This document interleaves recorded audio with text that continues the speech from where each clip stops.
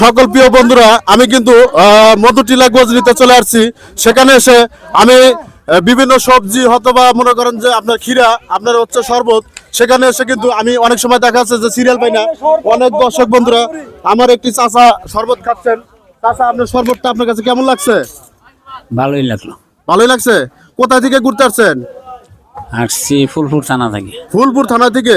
তো আমি আসছি কুড়িগ্রাম জেলায় থেকে, কুড়িগ্রাম জেলা। তো আপনার কিরকম লাগতেছে এই জায়গায় এসে? ভালোই লাগতেছে। ভালো লাগতেছে? চাচা বলছে ভালো লাগতেছে। শরবতটা কেমন হয়েছে? ভালো হয়েছে। অসংখ্য ধন্যবাদ। চাচা বলছে ভালো হয়েছে। তো আমি দোকানদার ভাইকে জিজ্ঞাসা করবো, আপনি কি এখানে যে খাদ্যগুলো বিক্রি করেন সেটা কি আসলে ভেজাল মুক্ত কিনা? মুক্ত, হ্যাঁ সব মুক্ত। ভেজাল মুক্ত।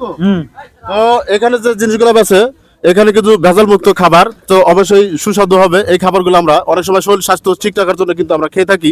অনেক সময় আমরা গরম হয়ে যাই যখন, তখন কিন্তু আমরা ক্ষীরা খেয়ে থাকি। যে ক্ষীরা দেখতেছেন, তো আমি চাচার কাছ থেকে কিছু সাক্ষাৎকার নেবো। চাচা, কিরকম বেচা কিনে হয় আপনার? ইনশাআল্লাহ বেচা কিনে ভালোই হয়।